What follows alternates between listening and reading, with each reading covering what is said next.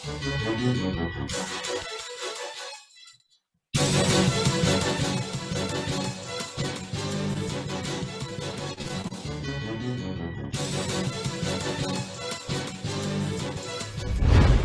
na mga malalaking balitang Central Luzon ngayong araw. Comelec Region 3, handa na para sa barangay at SK elections. Registered voters, nadagdagan ng higit 370,000. Inflation rate sa Central Luzon, pumalo sa 7.1% ngayong Setyembre. Mga commuter sa Masantol at Macabebe, Pampanga, walang masakyan dahil sa baha. Paghihintay, umaabot ng 1 hanggang 2 oras. Pangungutang ng 320 million pesos ng Florida Blanca Pampanga LGU para sa multipurpose. Narito na mga malalaking balitang Central Luzon ngayong araw. Comelec Region 3, handa na para sa barangay at SK elections. Registered voters, nadagdagan ng higit 370,000. Inflation rate sa Central Luzon, pumalo sa 7.1% ngayong Setyembre. Mga commuter sa Masantol at Macabebe, Pampanga, walang masakyan dahil sa baha. Paghihintay, umaabot ng 1 hanggang 2 oras. Pangungutang ng 320 million pesos ng Florida Blanca Pampanga LGU para sa multipurpose building, tinututulan ng ilang residente. At aumento sa sahod at iba pang benepisyo, panawagan ng alyansa ng mga guro kasabay ng World Teachers Day.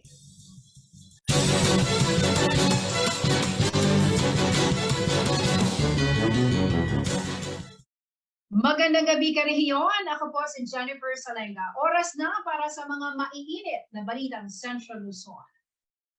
Pahirapan po mga commuter ng Masantol at Macabebe sa pagsakay ng jeep dulot ng pagbaha noong manalasa ang Super Typhoon Karding na sinabayan pa ng high tide. Nagpadala naman ang alternatibong transportasyon ng LGU upang matulungan ang mga mananakay. Para po sa karagdagang detalye, may live report si JM De Jesus. JM?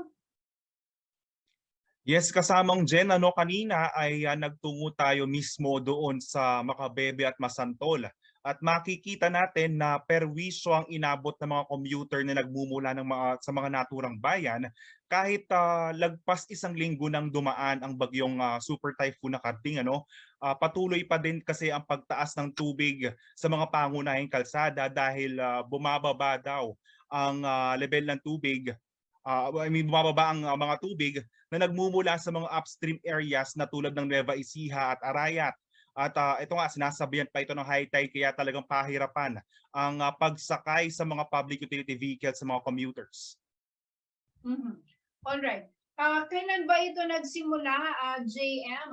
At of course, malaking epekto nito lalo na dun sa mga kababayan natin dyan na kailangan pumasok sa trabaho. Yes, kasamang Jen, nagsimula umano ito 1 linggo matapos masalanta ng Super Typhoon na Karding ang Central Luzon. Hindi naman umano nila naging problema ito noong mga panahon ng bagyo, pero nung nagsimula na nga bumaba ang tubig simula sa mga upstream areas, ay doon nila napansin na talagang mas tumaas ang level ng tubig. Kaya naman halos lahat ng mga sasakyan, kahit pa na sila ay nakatira mismo sa Masantol at Macabebe, ay talagang minsan ay umiikot pa sila sa may dike upang maiwasan ng mataas na parte ng baha doon sa may barangay Gabriel doon sa may Macabebe. Just to give us a picture, JM, gaano ba kataas yung pinag-uusapan nating baha sa mga kalsada diyan sa dalawang bayan na nabanggit mo kanina? Yes, kasamang Jen, kahit ang sasakyan ng CLTV News Team kanina ay hindi umubra, kaya kami mismo ay umikot din sa may dike upang maiwasan yung baha doon sa may parte na yon.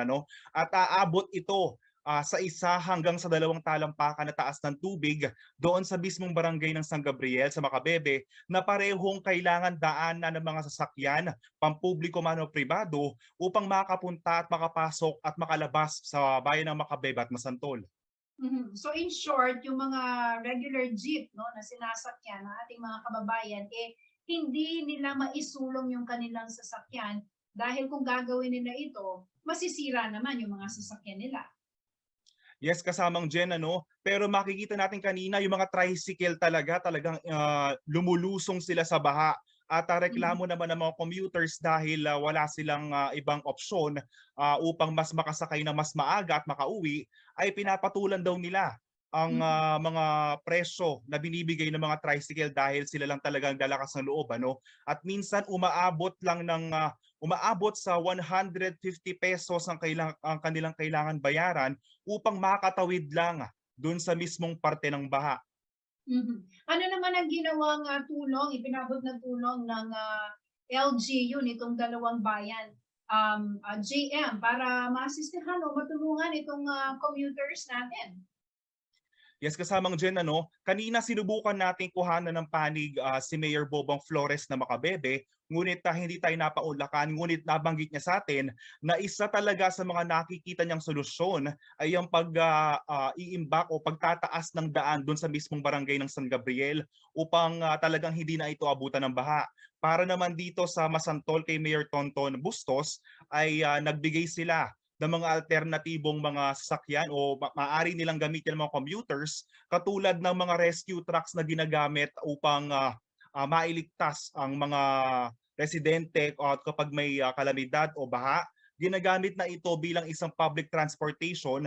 Libre ito kasamang Jen, ano? At ayon kay Mayor Tonton Bustos ay talagang patuloy sila dun sa mga rescue trucks 9 a.m. hanggang 6 p.m. Kaya naman pwede silang ihatid ng mga rescue trucks na makakadaan lang dun sa mismong bahang parte dahil kailangan umunong bumalik ka agad ng mga rescue trucks upang maisakay naman ang ibang mga commuters dahil naman pagtapos naman ng baha ay meron na silang masasakyan papunta dun sa mga ibang bayan palabas ng Masantol at Makabebe. JM, itong footage na niro-roll natin ngayon, mga modern jeep ito, di ba? So ibig sabihin, itong mga ganitong uri ng sasakyan, nakakadaan. Yes, kasamang Jen, ano, kanina nakikita natin ang mga sasakyan talaga na nakakadaan lang doon sa baha at makikita natin medyo may mga kalawang na itong mga modern jeepneys natin dahil talagang sinusuong nila, ano. Pero kung makikita natin kanina, inobserbahan natin talagang dahan-dahan lang ang daloy ng kanilang takbo pag dinadaanan nila yung bahang parte. At makikita na natin kanina, may nakasabay tayo na isang truck, ano, habang tayo ay nag-i-interview, pasulong na sana siya dun sa may baha, ngunit kasamang jet truck na ito pero sila ay umikot at bumalik at magdidikin na lamang daw sila dahil sila ay nangangamba na baka sila ay tumirik sa kalagitnaan ng kanilang biyahe. At ayon naman kay Mayor Tonton Bustos kanina nakausap natin, ay marami din mga pumupunta sa kanyang opisina at kanina merong isang van na naiwan doon sa kanilang munisipyo dahil nirescue pa nila yung mga galing doon dahil tumirik din sila doon sa may baha. Alright. May epekto din to, JM, hindi lang sa mga mananakay, maging dun sa mga jeepney drivers, no, na bumabiyahe. Kumusta naman sila? Yes, kasamang dyan, ano, sinubukan nating puntahan kanina yung mga jeepney drivers at sumuong dun sa baha dahil nasa may kabilang parte ng San Gabriel ang kanilang terminal. At ayun nga, nakita natin hindi maaaring mapuntahan. Pero ayon dun sa ilang mga kanilang kaibigan, yung mga talagang driver ng modern jeepneys, ay talaga nahihirapan talaga mga jeepney drivers lalo na hindi sila makabiyahe at makadiretso mismo dun sa mga bayan na kanilang pagsiserbisyuhan. Dahil kung sila mismo ay pupunta or susulong dun sa mga bahang lugar, ay baka mas malaki daw ang kanilang gastusin sa pagpapagawa kaysa sa kanilang kikitain. Kailan kaya, JM, babalik sa normal at bababa yung tubig dyan? Although alam naman natin yung dalawang bayan na yan, ano, sa Pampanga, talagang bahain, ano, magkaroon lang ng high tide, bumabaha na talaga dyan sa lugar na yan. Yes, kasamang Jen, ano, inoobserbahan daw nila ito at sana ngayong linggo o kaya naman sa susunod na linggo ay huhupa na. Pero nabanggit nga natin, talagang malaki ang epekto ng high tide na sinabayan pa ng pagbaba ng tubig sa mga upstream areas. Kaya naman patuloy ang obserbasyon ng dalawang LGU, Makabebe at Masantol para kung bumaba na ang level ng tubig ay magbalik na sa normal ang transportasyon ng ating mga commuters mula sa dalawang bayan. Alright, maraming salamat sa iyong ulat, JM De Jesus. Sa ibang balita po tayo, mariing tinututunan ngayon ng ilang mga residente at personalidad sa Florida Blanca, Pampanga ang plano ng pamahalang bayan na mangutang ng 320 million pesos para po sa pagpapagawa ng multipurpose hall. Git nila, i-maximize muna ang mga natitirang espasyo sa kasalukuyang munisipyo bago gumastos ng malaking halaga para sa bagong istruktura. Natenso naman ang Sangguniang Bayan at sinabing ang naturang proyekto ay para sa higit na pagpapalakas ng komersyo at iba pang serbisyo ng munisipyo. May detalye ng balitang yan si Paulo G. Santos.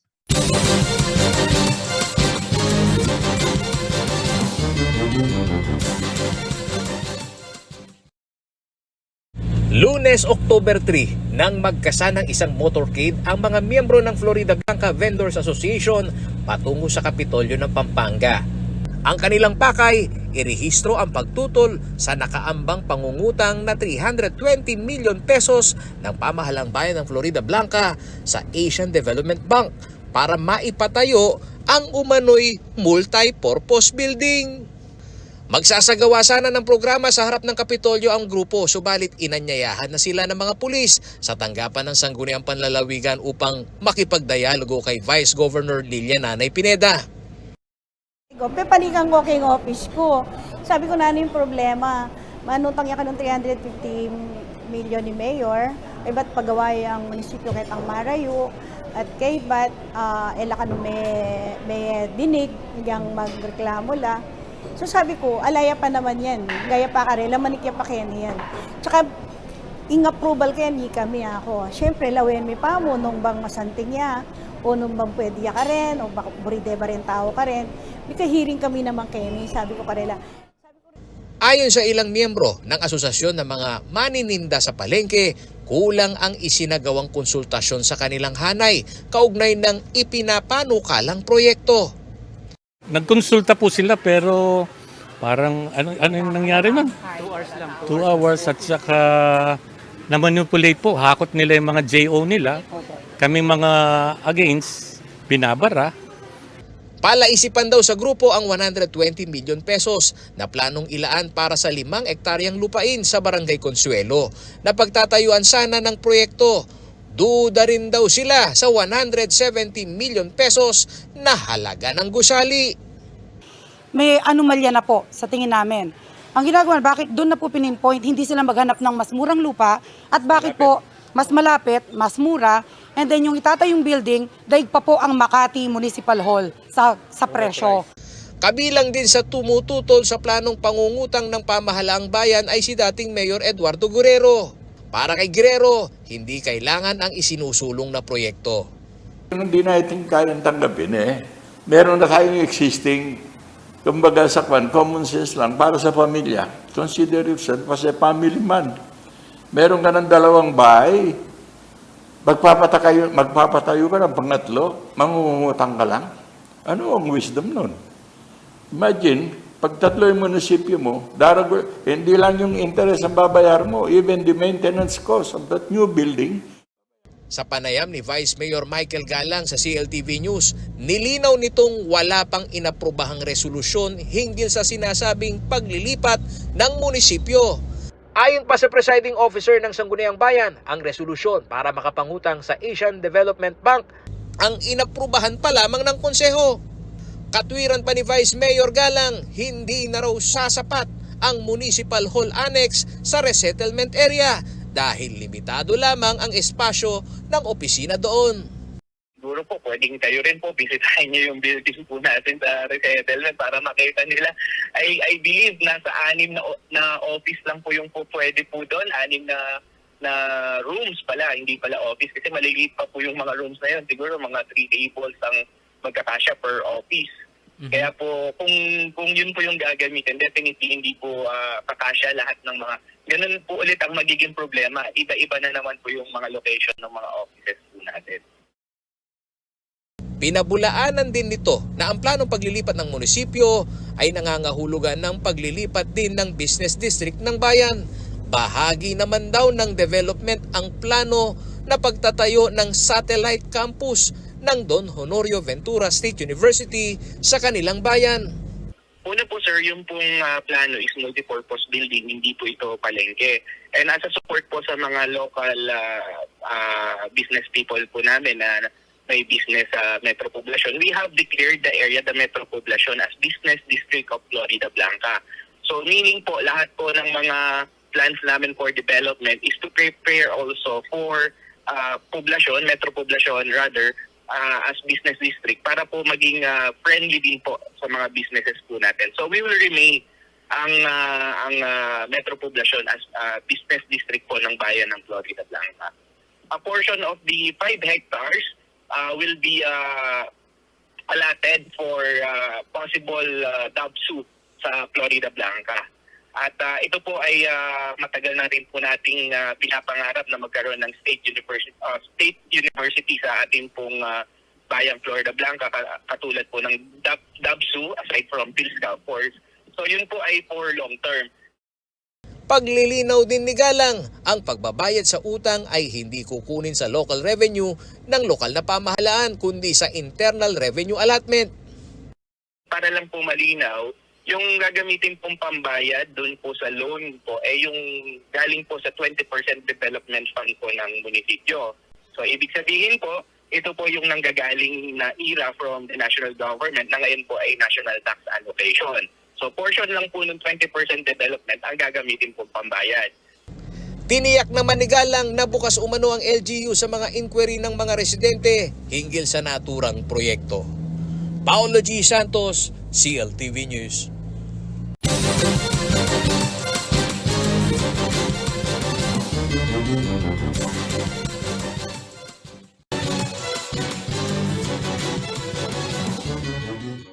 Manatiling nakatutok para sa iba pang mga nangungunang balita ngayong araw.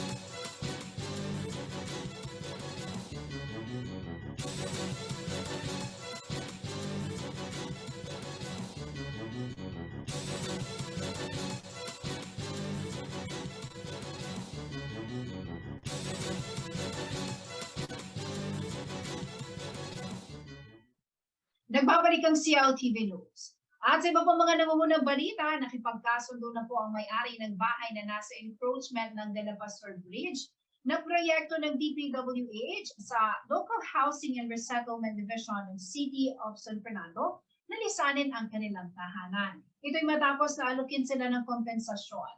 Ang tulay ay two-way drive, ngunit dahil po sa hindi mapaalis na informal settlers sa proyekto, hindi na ituloy at nakatiwangwang. Para po sa karagdagan detalye, makakasama natin live si Paolo G. Santos. Paolo, ano bang nangyari sa naging usapan itong may-ari at ng LGU ng San Fernando? At dyan, muli nga, matagumpay itong negosasyon sa pagitan ni Mayora Vilma Caluwag at itong may-ari, itong pamilya Cruz na isa dito sa mga informal settler na tinatamaan ng right of way ng De La Paz Sur Bridge dito sa komunidad na sa estimate nitong Barangay De La Paz Sur, ating din ang mga apektado dito ay nasa higit 1,700 household. At itong kalsadang ito, ating din, taong 2019 pa nang matapos itong bridge, samantalang isa lang na kalsada o yung one-way lang yung pinakikinabangan nitong mga motorista. At sadyang peligroso naman yung kabila na isa pang kalsada na access road papasok dito sa barangay. Kaya itong pagbubukas ating dyan, itong two-way drive ng De La Paz Sur Bridge ay higit na makatutulong dito sa mga residente at lalong-lalo na ating dyan magpapalakas sa sentro naman ng komersyo dahil paglabas mo dito sa komunidad nito ating dyan andyan naman itong busy na highway na MacArthur.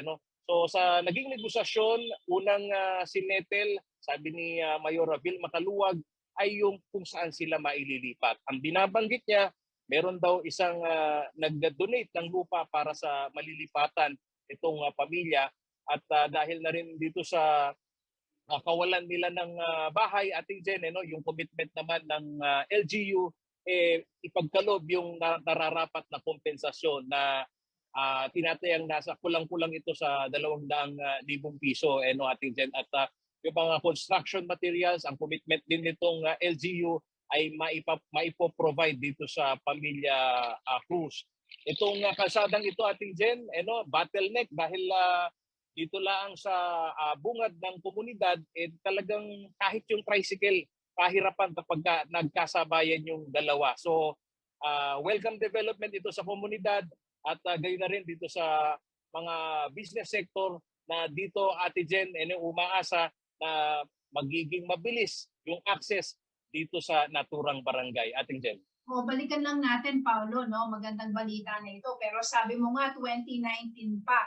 Bakit umabot pa ng ilang taon bago nakumbinse o napapayag yung mga informal settlers din sa lugar na yan? Totoo ka dyan, Ating Jen. At alam mo baga, ang sinasabi nitong pamilya ay wala daw nakipag-usap sa kanila na para lisanin o bigyan sila ng relokasyon. At natatangi daw dito sa lideratura ni Mayor Vil Macaluwag na sila'y kinausap at ito'y nagbunga nga, Ating Jen, ng manawagan ito namang mga residente noong makita nila na pwede naman palang makipagdialogo itong LGU dito sa mga tinatamaan ng right of way. Gaya ng nangyari dyan naman sa pagitan ng Panlumacan Bridge na patungo dito sa malaking universidad sa Del Pilar at dito sa bahagi naman ng Barangay San Jose. So nung nakita daw nila ito na naging matagumpay naman at dito pa nga sa issue na to umabot sa korte, pwede naman i-settle din itong kanila namang sitwasyon sa komunidad na limitado nga yung kanilang access road. At nangyari naman, merong ang proyekto ng DPWH, hindi naman talaga napakikinabangan ng husto dahil one-way drive lang ito, Ate Jen. Pero yung tumutubok mismo, Paolo, dun sa tulay, kaya hindi madaanan, isang pamilya lang ang apektado. Tama ba? Oo, Ating Jen, at sinusukat pa rin nitong LGU kasi dahil proyekto ito ng DPWH, ito yung kailangan nating ma-follow up kasi may blueprint yan, Ating Jen, kung gaano talaga kalaki yung sukat nitong access road dito sa loob ng barangay. Ang nakikita kasi natin, mga initial na inisyatiba lang ito ng LGU, pero sa kanilang pagtataya, kapag yung isang bahay na ay napaalis na doon, na-relocate na at libre na itong kalsado o dagdag na espasyo dito sa bridge, pwede na yung two-way drive. Yun yung interpretasyon nitong LGU. Pero malaman din natin sa DPWH, Ating Jen, kung ano yung actual nilang blueprint, kung may mga tatamaan pa bang mga private owner ng bahay dun sa mismong komunidad. Pero sa estimate ng LGU, Ating Jen, pwede na raw itong daanan ng dalawang sasakyan. Pero isa rin sa apila nga ni Mayor Vil Macaluwag, patuloy daw yung kanyang panawagan, tumatawag daw siya dito sa tanggapan ng DPWH na nakasasakop dito sa De La Paz Sur Bridge dahil sakaling ito'y ma-clear na, sana naman daw maituloy at tambakan ito at sementuhan, Ating Jen. We are talking of more than 1,700 families, Pau, pero may timeline ba ang LGU dun sa paglilipat sa mga apektado? Ating Jen, yung sinasabi kong 1,700, ito yung makikinabang dun sa bridge na mabubuksan. Yung mga apektadong pamilya lang dito sa pagtataya nitong barangay captain na si Ma'am Daisy Kaisip, 1 hanggang 2 pamilya. Conforme na lang dito sa mababanggit na blueprint nitong DPWH kung gaano talaga kalaki yung sukat nitong access road. Pero sa interpretasyon nga nitong LGU, sakaling matanggal na itong kanilang nasettle na pamilya, po pwede naman daw na two-way drive na ito, ating Jen. Alright, maraming salamat sa iyong ulat, Paulo G. Santos. Dumako po tayo sa ibang balita. Iangat ang kondisyon ng mga guro, isulong ang pagbangon ng edukasyon. Ito po ang panawagan ng Alliance of Concerned Teachers Central Luzon, kasabay ng pagdiriwang ng World Teachers Day ngayong Miyerkules, October 5. Sa inilabas na pahayag ng grupo sa pangunguna ng bagong hala nilang Pangulo na si Matthew Santiago, hindi mo na may susulong ang kalidad sa edukasyon kung hindi re-resolbahin ang mga problema ng mga guro na itinuturing na education frontliners. Kabilang daw sa mga ito ang problema sa sobra-sobrang trabaho, mababang sahod at kakulangan ng suporta mula sa pamahalaan. Panawagan ng mga guro sa administrasyon ni Pangulong Ferdinand Marcos Jr. pa rin ang mga ipinangako nito sa panahon ng kanyang pangangampanya. Ang ilan sa mga ito ay ang aumento sa sahod, pagpapagaan o pagbawa sa workloads ng mga guro sa pamamagitan ng pagpapatupad ng 4 na oras sa isang araw na schedule ng pagtuturo, pagbibigay ng laptop, 1,500 pesos na monthly internet allowance at 10,000 pesos yearly allowance. Panawagan din ng ACT Central Luzon ang pagpapatupad ng Evidence-Based Education Recovery Plan at pagdoble sa budget ng edukasyon katumbas ng 6% na GDP ng bansa.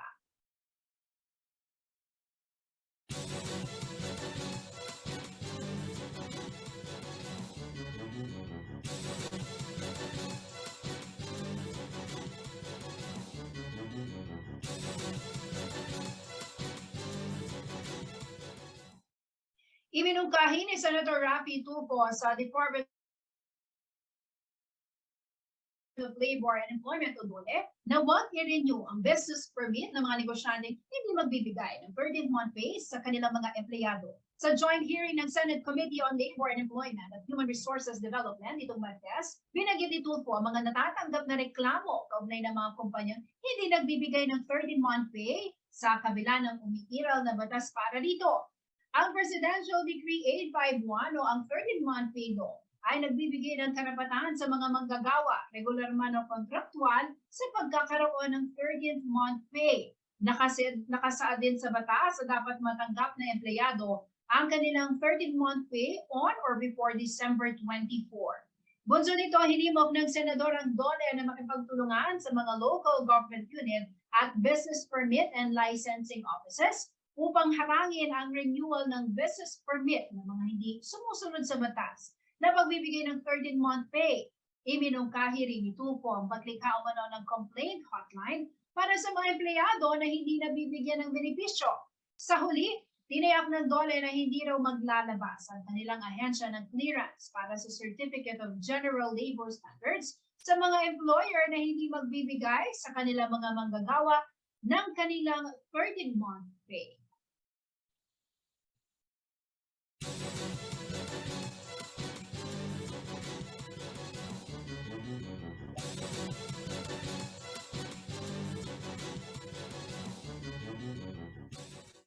Manatiling nakatutok at magbabalik ang CLTV News.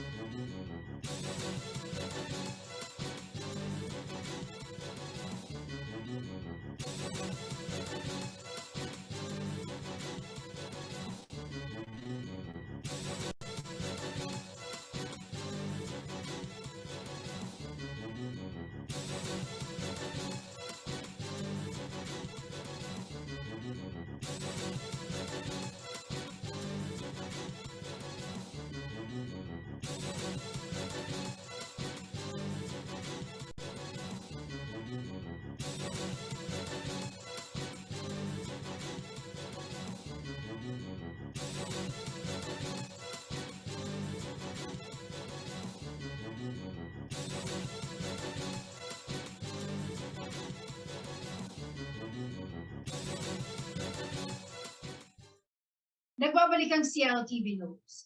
Hanggang hindi pa napipirmahan ni Pangulong Marcos Jr. ang panukalang batas na ipagpaliban muna ang halalang pambarangay sa Desyembre, patuloy na maghahanda raw ang Commission on Elections o COMELEC. Sa Central Luzon, nadagdagan din ng higit 370,000 ang registered voters. Narito ang report.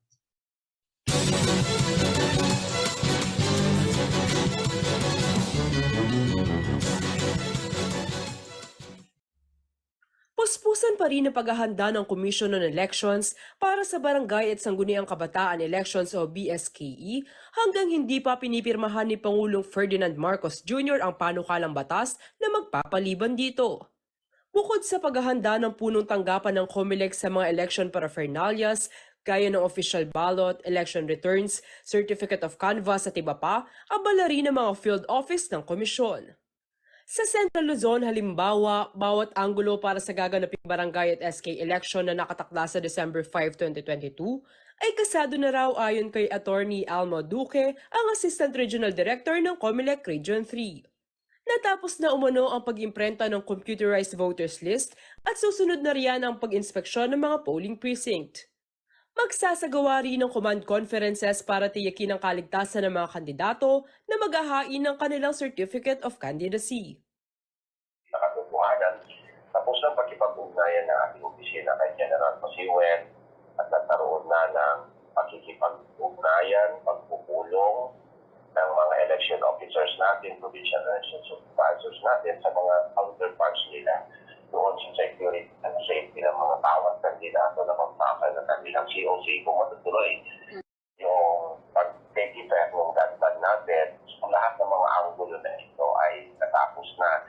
So, ang patay na lang natin yung pagka-constitute ng mga ibig natin, yung OC natin, tapos na rin yan. So, it's just a matter of the scheduled activities and the execution of the election day mismo.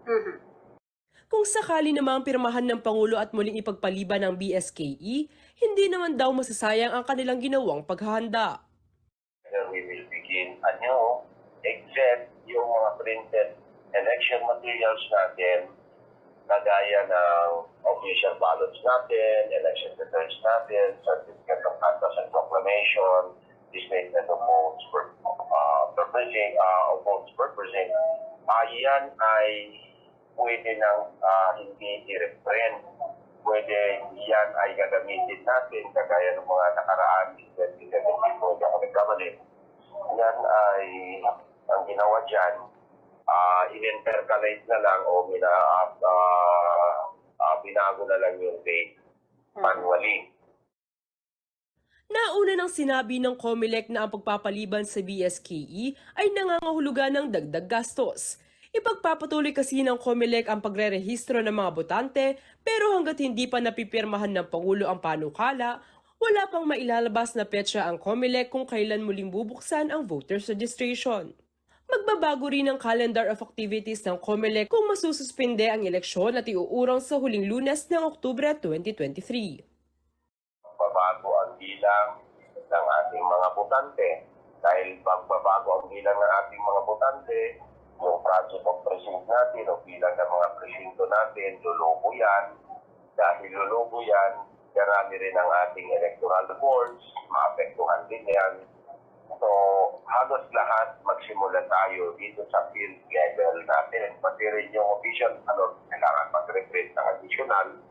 So, yun ang mga implications ng pagka-postpone ng ating barangay and SK election sa last week of October ng 2023. Kung madaragdagan man ng panibagong 10 buwan ng paghihintay ng mga kandidato sa barangay at SK elections, may paalala ang COMELEC. That take it as a greater moment of preparation on the part naman ng mga nakaupo. Pagpuntahin po natin na pag-deliver ng public services sa ating mga kababayan. Sa pinakahuling datos ng COMELEC Region 3, nadagdagan ng 370,483 ang mga botanteng nagparehistro sa Central Luzon. Sa kabuuan, nasa 7,659,431 na ang registered voters sa rehiyon.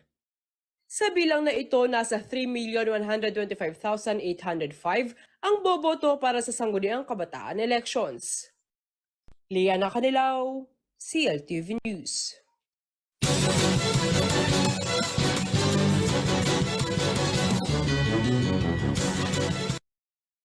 Nagbabala ang Department of Health o DOH na posibleng magkaroon ng measles outbreak sa bansa sa susunod na taon dahil sa mababang bilang ng mga fully immunized child o FIC.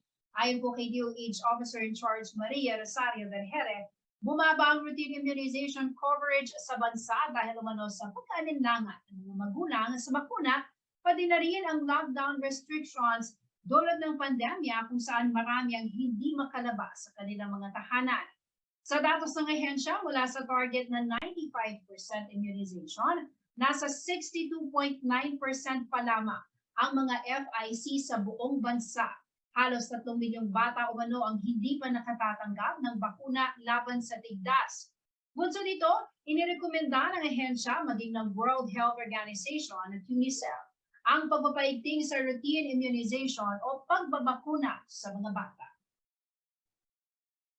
Common po na komplikasyon ng tigdas ay pulmonya at saka ang pagtatae. Bukod dyan, meron pang ibang komplikasyon, pero ito po yung two most common and which are the causes of children being admitted in hospitals and the cause also kung bakit sa madalas na may mga ganitong pangyayari, namamatay po ang bata. Kaya hindi po dapat natin pinagsasawalang bahala ang tigdas dahil ito po ay delikado, lalong-lalo na po dun sa mga kabataang less than 1 year old.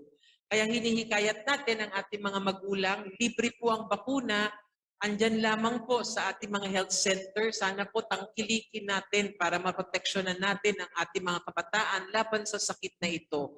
Subok na ang bakunang to, decades na po, dekada na po ang paggamit natin ng bakunang to sa ating mga kabataan. Kahit mismo tayo dito, nagpaturok tayo nung babies tayo ng ganito, ito po ay ligtas, ito po ay epektibo at ito po ay libre na binibigay ng gobyerno.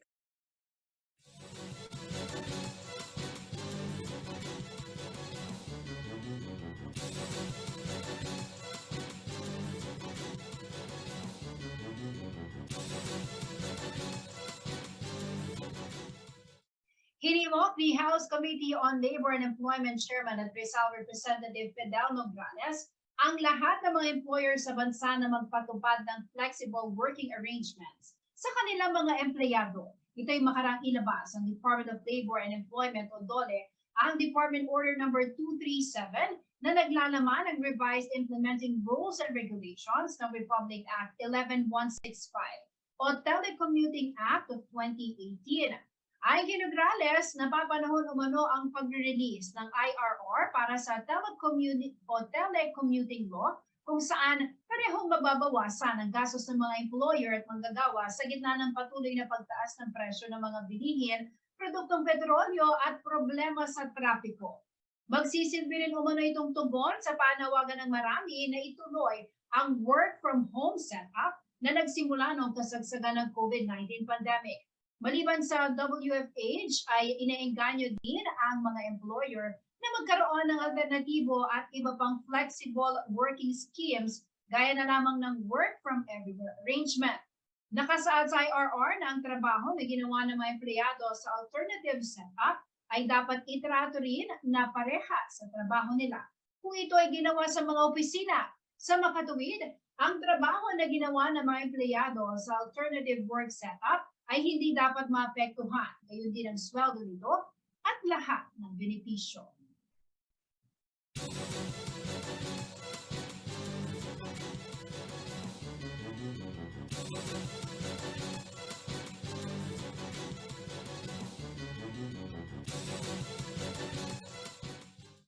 Manatiling nakatutok at magbabalik ng CLTV News.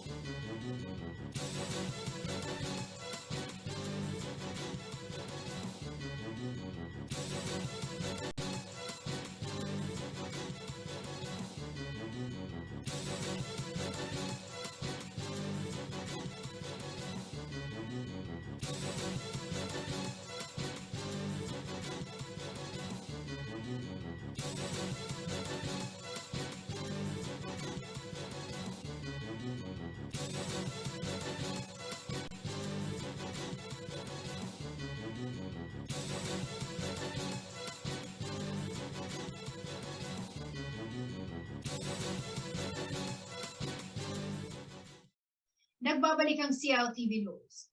Muli pong napabilang ang Central Luzon sa 15 mga rehiyon na may mataas na inflation rate. Mula 6.5% noong buwan ng Agosto, sumipa sa 7.1% ang inflation rate sa rehiyon itong buwan ng Setyembre. Ayon po kay Undersecretary Dennis Mapa ng Philippine Statistics Authority o PSA, halos tumaas ang raw material sa pagkain o yung mga makikita sa food basket ng Pinoy. Partikular na kapuna-puna umano ang pagtaas ng presyo ng mga agricultural products sa Central Luzon, gaya ng talong at tilapia. Dagdag pa ni Yusek Mapa, posible raw na mas tumaas pa ang inflation rate ngayong buwan ng Oktubre kung pagbabasehan ang naging epekto ng pananalasa ng Bagyong Karding at ang mataas na demand ngayong holiday season sa pagkain.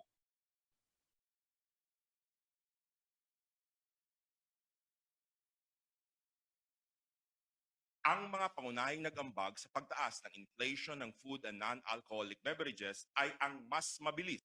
Ang mga pangunahing nag-ambag sa pagtaas ng inflation ng food and non-alcoholic beverages ay ang mas mabilis na pagtaas ng presyo ng vegetables, tubers, cooking bananas at iba pa, gaya ng talong na may 3.5% inflation mula sa negative 2.7% inflation noong Agosto 2022. Nakaambag din sa pagtaas ng inflation sa food and non-alcoholic beverages ang mga sumusunod.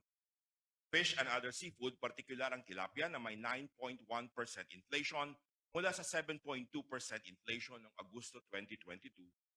Ang mga pangunahing nag-ambag sa pagtaas ng inflation ng food and non-alcoholic beverages ay ang mas mabilis na pagtaas ng presyo kung ihahambing sa inflation na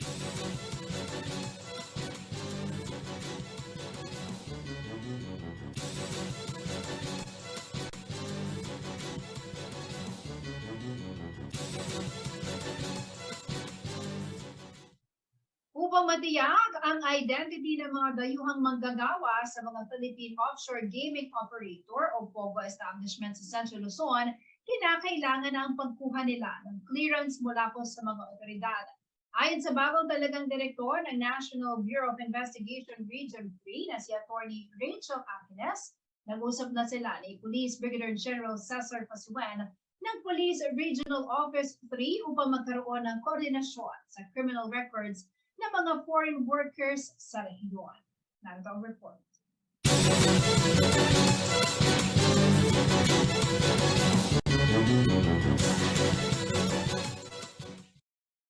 Sinisimulan na raw ng mga otoridad ang identification process para sa mga dayuhang manggagawa sa iba't ibang Philippine Offshore Gaming Operators o POGO establishment sa Central Luzon. Ayon kay Attorney Rachel Angeles, ang bagong talagang direktor ng National Bureau of Investigation sa Region 3, nakikipag-ugnayan na siya sa PNP hinggil sa profiling ng mga foreign POGO workers. Well, I had a meeting with the provincial director of Region 3 PNP, General Pasiwen, and we pledged to help each other. Ani Angeles, required kumuha ng police clearance ang mga dayuhang manggagawa sa pinakamalapit na police station sa pinagtatrabahuhan na POGO establishment. Isinasapinal na rin daw kung kailangan din ng mandatory NBI clearance para sa mga foreign POGO workers. Hindi kasi klaro yun doon sa NBI clearance. Hindi pa siya klaro, but there is a hearing this afternoon to strengthen the mechanisms para yung identification ng mga legal ay mas maging maayos and to be helpful for law enforcement.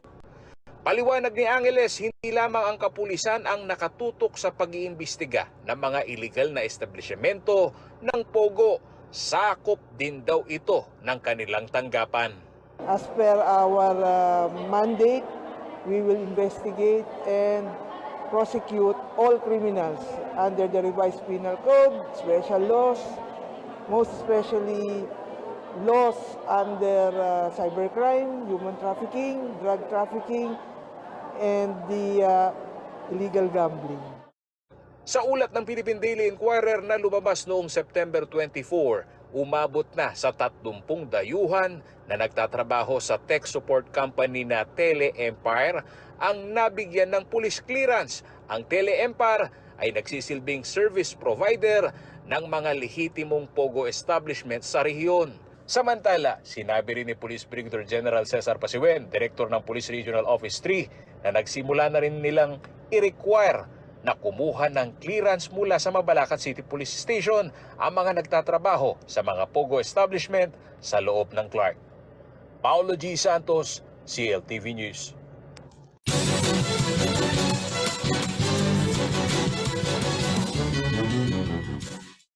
Alamin naman natin na magiging lagay ng panahon mula kay Ginoong Manny Esguerra, ang Chief Weather Forecaster ng Pag-asa Club.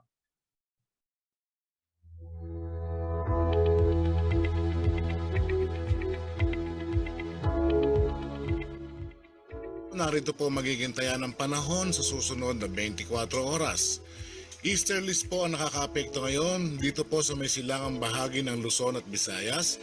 Samantala po Intertropical Convergence Zone or ITCZ ang nakakaapekto naman sa buong Mindanao. Kaya po ang Aurora at Isabela, maulap po ang papawirin na may kalat-kalat ng mga pagulan, pagkidlat at pagkulog, dulot po ito ng easterlies. Ang Caraga, Davao Region, Zamboanga Peninsula, Basilan, Sulu at Tawi-Tawi, maulap din po ang papawirin na may mga kalat-kalat na mga pagulan, pagkidlat at pagkulog. Ito po ay dulot ng ITCZ o Intertropical Convergence Zone. Samantala po ang Metro Manila at nalalabing bahagi ng bansa, magiging bahagi hanggang sa kuminsan ay magiging maulap din po ang papawirin. Mayroon po tayong inaasahang mga pulo-pulong mga pagulan, pagkidlat at pagkulog. Ito po ay dulot ng easterlies, localized thunderstorm, kasama na rin po ang ITCZ o Intertropical Convergence Zone. So sa ngayon po, pinag-iingat po natin ng mga kababayan dahil ang mga pag-ulan po ay posibleng magdulot po ng pagbaha at pagguho ng lupa.